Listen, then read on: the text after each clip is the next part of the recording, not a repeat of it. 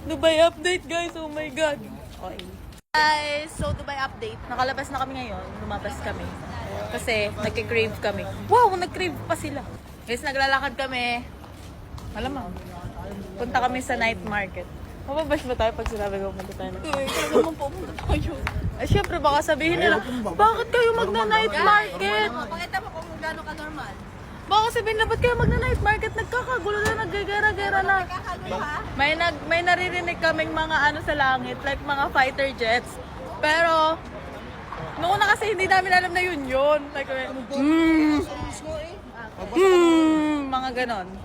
Tapos, ngayon naman, parang, ayun, sobrang daming tao na sa labas.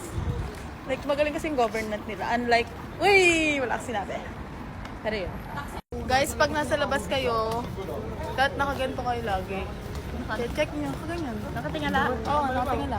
Check nyo. Guys, yung mga tao dito may stiff neck. Oo, katitingala. Kasi kailangan natin ngayon sa langit para Makita mo kung masasabugan ka na ba? masasabugan ka na. Makatakbo ka man na. Ano guys, kasi may nagko-comment sa akin. Proof of life daw. Buhay pa po ako. Buhay pa kami. Yes!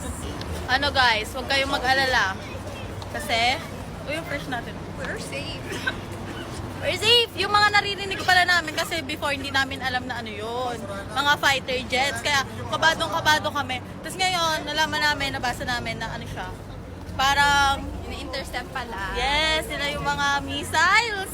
Yes! Parang Let's nilalabanan go! nila. Laban na ba? May yung nakakasabi, let's go, let's go. Nagsusumba sila. Oo nga, nagsusumba sila. Lagi.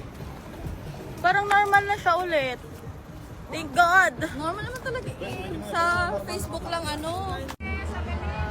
Guys, yes, kumakain kami. Nandito kami ngayon.